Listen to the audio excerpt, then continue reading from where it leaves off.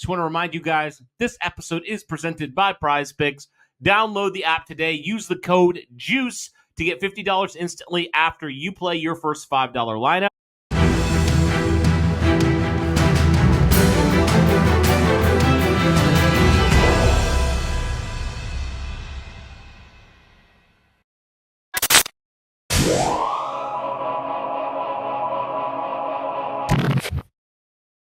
What's going on, Colts Nation, and welcome back to another episode of Bring the Juice. Your guys, Cody and Derek, back for another one, guys. Hey, in this episode, we're going to do something a little bit differently here. We're going to talk about different players than normal, right? We talk a lot about the quarterback position. We talk about some of the stars, some of the early draft picks. We talk about all that stuff a lot, and for good reason. But today, Derek, I thought it would be good to just stop for a second and talk about some players who we would qualify as gems. And so just before we get into it, to kind of clarify what this is, this could be players that are coming to this draft that are maybe a little bit later on, that people maybe aren't really expecting or don't really know what to think when it comes to them. So it could be like day 3 type of guys there, or it could be players who once had a role, but because either they've been injured or just haven't performed to the point where they need to perform, that people have kind of forgot about them. And they could still, in whatever role that is, be a gem and potentially have an impact more than people are thinking. So to kind of qualify and quantify what that means when we're talking about gems here, not players that you haven't necessarily heard of, but players that people aren't necessarily always talking about for different reasons, and guys that we think potentially really could have that impact. So with that out of the way, I thought we could start here on the offensive side of things, Derek. And, a player that a lot of people really liked when the Indianapolis Colts took him. And a lot of people were saying, how in the world is DJ Giddens available in the 5th round when the Indianapolis Colts inevitably took him there? And right now, you look at the running back room. You have Jonathan Taylor, obviously, who's going to be your bell cow. He's going to lead the way. And then you have Khalil Herbert as well, who you signed in the offseason. And then really from there, the only other guy of note that you have right now on the roster outside of DJ Giddens is Tyler Goodson, right? So there's an opportunity there for a player like DJ Giddens to come in, even for RB2, and really compete for some time. And we know how really bad it was, frankly, a year ago when Jonathan Taylor was forced to miss time. You needed backs to step up, and you needed backs to play significant roles for you. I mean, we even saw in 2023 how much that was helpful to Jonathan Taylor to have a player like Zach Moss who was able to relieve him when he needed it, and how much better the Colts offense ran because of that. So you bring in DJ Giddens, who, you look at the yards per carry, it's pretty stinking impressive. And this is a guy that, played with an injury pretty much all year long and still did what he did last year at Kansas State. I mean, this is the type of back, Derek, that I think complements Jonathan Taylor very well in a lot of ways, because obviously we know what Taylor can do. But DJ Giddens, he doesn't necessarily have the size or the speed of Jonathan Taylor, but he has incredible patience. He has incredible vision. And he has, I think, a lot of times what we envisioned when the Colts took Jonathan Taylor in 2020, him and Marlon Mack could have been, right? Obviously, the injury played a big factor in why that didn't happen. But DJ Giddens has an opportunity here, Derek, to potentially get some significant snaps here, especially if JT ever gets banged up along the way. DJ Giddens could go from a couple snaps a game to a lot of snaps per game, depending what happens there. So talk to me about DJ Giddens, and obviously a guy that was taken in day 3, but could potentially have a day 1 impact. Yeah, I think when the Indianapolis Colts took DJ Giddens, that we all kind of had the same idea of what Giddens was. And we all kind of said, and Colts Nation felt the same, that he was kind of the hidden gem of the draft. People were surprised this guy fell to the 5th round. There were talks about him, being a potential 3rd round pick. Most people didn't think he was ever going to make it past the 4th round. And then sure enough, there he is sitting in the middle of the 5th round. And in retrospect, that whole draft was just a crapshoot when it came to certain things, Cody. So I guess I'm not too surprised just based on how the draft went down. But yeah, DJ Giddens, a guy that a lot of people thought could have been taken earlier. And, the more I think of that Marlon Mack comparison, and I do tend to agree with you there, is Marlon Mack was never the strongest, never the biggest, never the fastest. But he, like you said, he had patience. He knew how to hit the right gap. And he had a good first step quickness. And that ability to hit the hole at the right time, get to that second level, and then continue to make good plays. And, ultimately, DJ Giddens is not going to beat out a ton of people in a track race, but we don't need DJ Giddens to beat people in track races. We just need him to hit the right holes and be able to, just accumulate those yards in times when you're needed. Because you're right. Like when Jonathan Taylor and Zach Moss were in there, you're right. It was so pivotal for the Colts that season to have two running backs that realistically could have hit 1,000 yards each in that season if either one of them would have been the starter, right? So it was great to be able to have that backup option when Jonathan Taylor wasn't in there.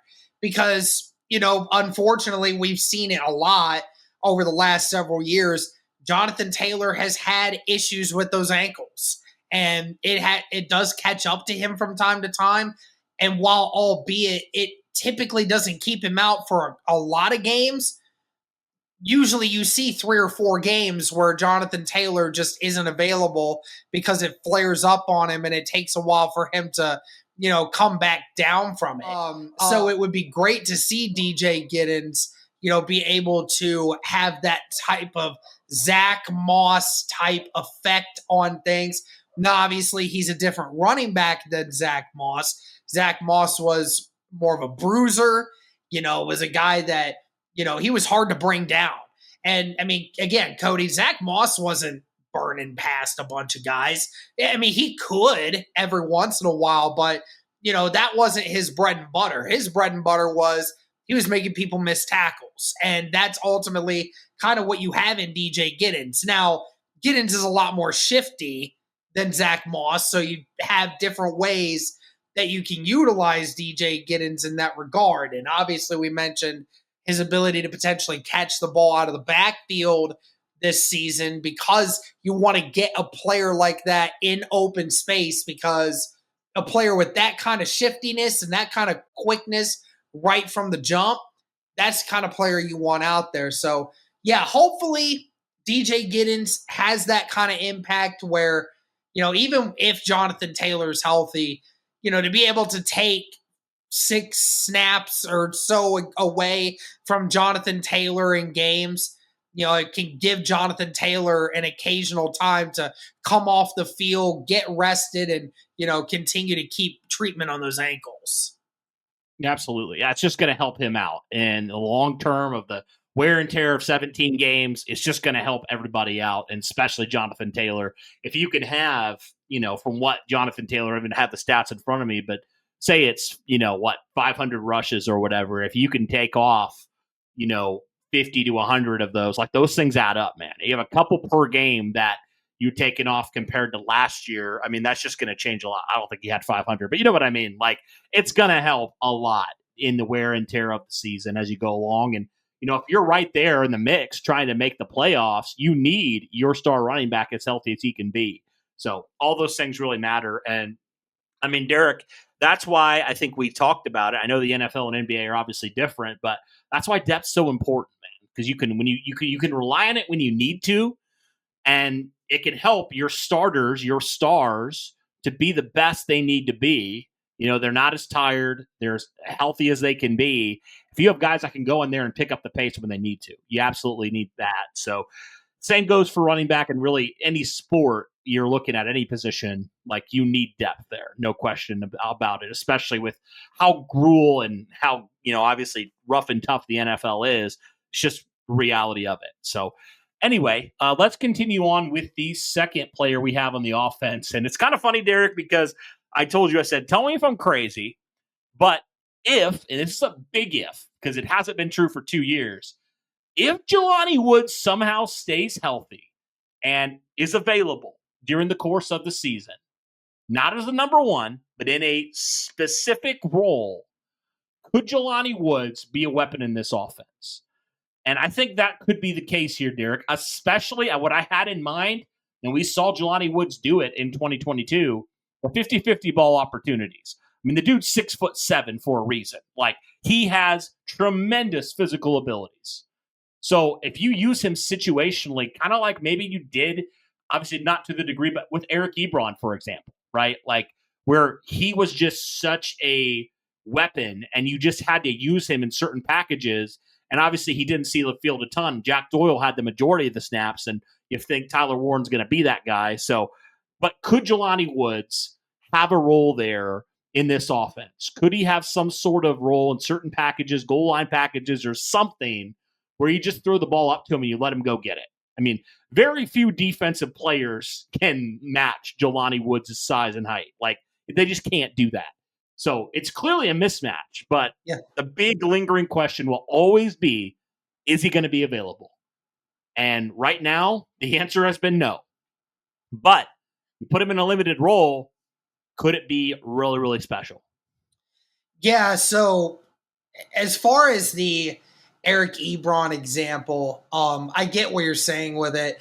I hate it's not the same player at all. I hate the example of that just because, like, ultimately we know the ultimate reason behind why Eric Ebron even accomplished the feat that he did is because of the quarterback that was throwing it to him.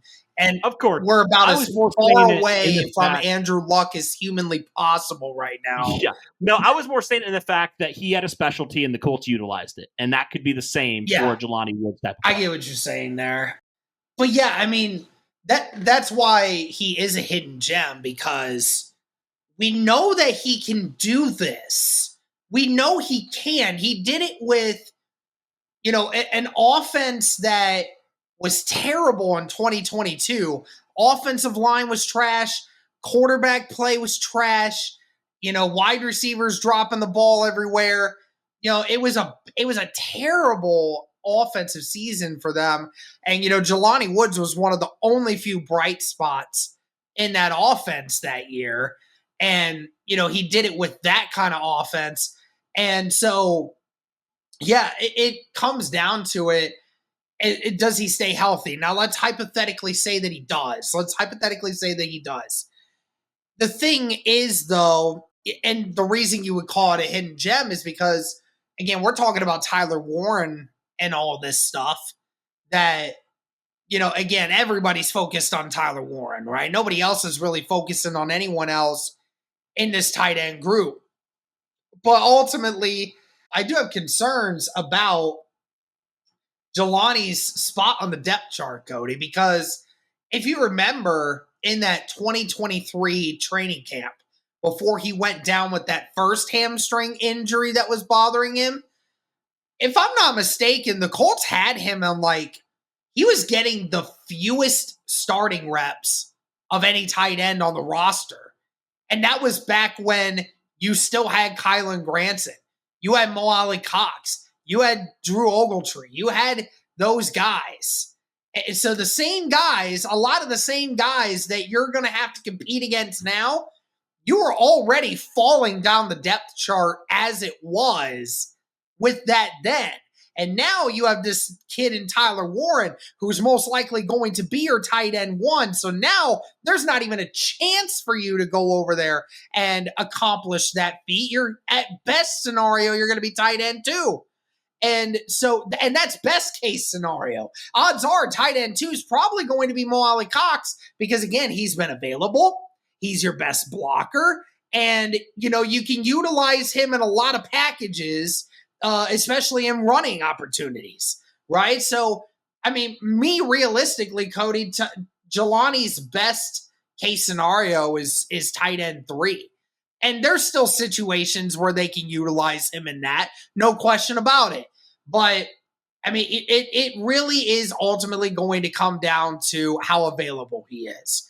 If he doesn't have the injuries after this, then maybe mid-season we start potentially seeing a shift where Jelani Woods does start seeing more snaps because he's available, because he's shown progression and showed that he can be on the field ready to make an impact. I would love to see packages where Jelani Woods and Tyler Warren are having packages with each other where they can mix and match in a bunch of different routes. That would be insane. I mean, that's a matchup nightmare for a lot of teams. So, yeah, it definitely could work. But, I mean, it's been the same thing we've been saying the last 2 years. You got to be available first. If you can be available, then I would love to see what Jelani Woods has. But until that happens, we're not going to really see much. Well, yeah, he's got a ton against him. I mean, first off, the injuries, the obvious one. But then, like you said, number two, even if he's healthy, doesn't mean he's going to even make the roster. Yeah. I mean, realistically, he could get cut. And then that's why there's such hidden gems, because a lot of people think he's basically cut at this point. But the talent is there.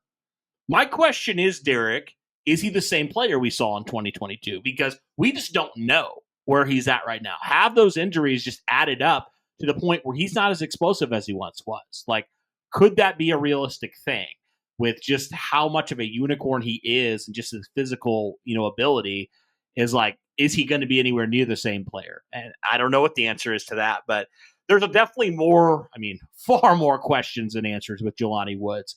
And frankly, wouldn't be shocked if he didn't make the roster. But so all that to say, he's got a ton to prove. I mean, so much to prove. Number one, stay healthy. Number two, actually show that you're a good football player. I mean, we saw 2022. Let's face it. We can talk about 2022 all we want, but Derek, that was 2 years ago, going on 3. Like, we can't talk about that anymore. Like, what have you done for me recently? Nothing. You have done nothing for me. There's a reason why the Colts went and took Tyler Warren with their first-round pick.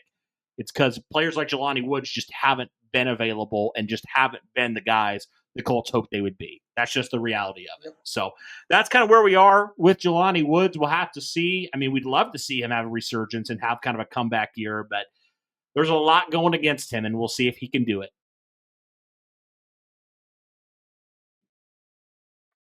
Well, guys, this year's basketball playoffs are leaning towards crowning a new champion. Both these teams, the Indiana Pacers and the Oklahoma City Thunder, with an opportunity here to win their first championship in franchise history. Obviously, you know who we're going for with the Indiana Pacers, but don't miss your chance to cash in on history with PrizePicks. Pick more or less on a player's stats like points, rebounds, assists, and more for your shot to win up to 2,000 times your cash today. Sign up today and get $50 instantly when you play $5. You don't even need to win to receive the $50 bonus. It's guaranteed. So, for example, you think Tyrese Halliburton's going to get more than 25 points. You think Shai Gilgeous-Alexander is going to get more than 30 points.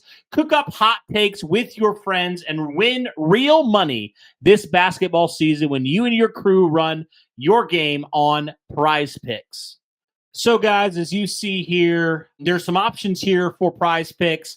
For me, when I'm looking at this for this week on PrizePicks, as we start the NBA Finals on Thursday, as we look at this, I think I am definitely going to hit the over for Tyrese Halliburton for 17.5 points. Gilgeous-Alexander, that'll be an interesting one, too. I could see him scoring right around there, so I'll probably go slightly less on that one. Siakam, I think, definitely is a guy that I'm going to hammer the more on.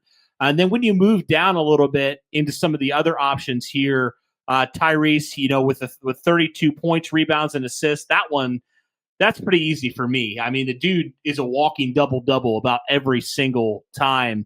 And as you continue to go down, there's a lot of options here for the Indiana Pacers. I think Pascal Siakam also could have 6 rebounds pretty easily as well. Miles Turner only 5. I mean, come on, that's a steal right there. So that's just an example, guys, of a few things you can do on PrizePicks, and those are some of the picks that I'm going to make. I think I'm definitely going to lock in Tyrese for over 17.5, and I'll probably honestly lock in as well Tyrese for the points, rebounds, and assists at 32. So definitely really feeling confident in Tyrese Halliburton.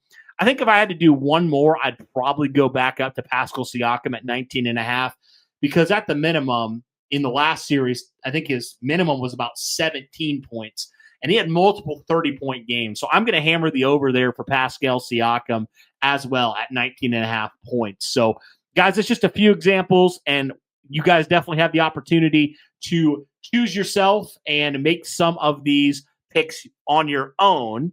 So download the app today and use the code JUICE to get $50 instantly after you play your first $5 lineup. That code again is JUICE to get $50 instantly after you play your first $5 lineup.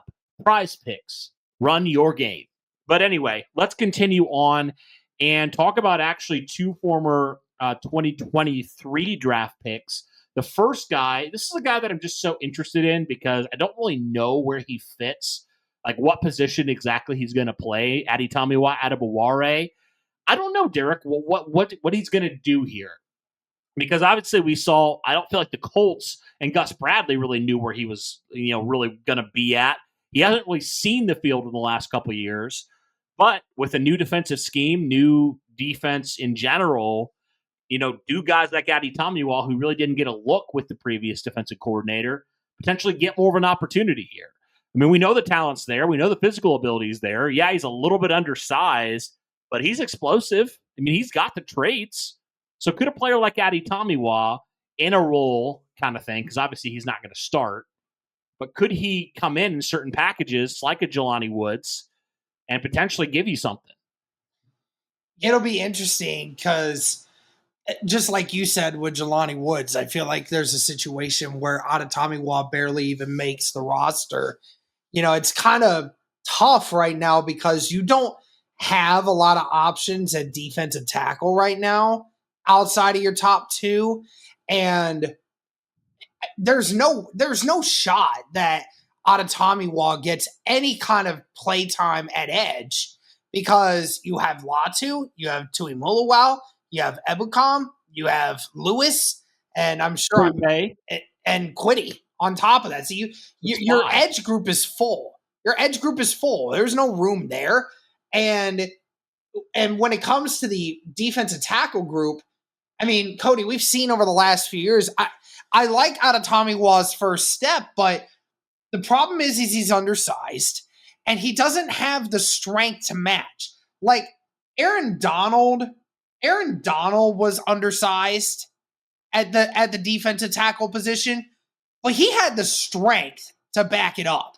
Like he had the strength and the quickness and the technical ability to beat anyone that was in front of him. It didn't matter if he was undersized. He had everything else working for him. Adetomiwa doesn't. He has the quickness, but he doesn't have the size. He doesn't have the strength. He doesn't have the technical ability. And that was a problem for the Colts when they tried to utilize him in run-stopping situations, and he would get double-teamed, didn't know how to beat it, or to prevent him from getting blown back, and teams took advantage of that. And I don't know, will this year be different where he's a year older, he's gotten a year wiser, he's gotten a better coaching, and he has a better understanding this year of what he needs to do in those circumstances? I certainly hope that he would. Can't say I have a ton of faith in that right now, but I definitely hope he can, because as of right now, the defensive tackle depth is pretty minuscule right now, given everything else that we've been saying they needed to put into it. Yeah, I mean, he has an opportunity here at that backup 3 tech to have a role here, because it'll really be Neville Gallimore, and that's about it, right? So he has a chance.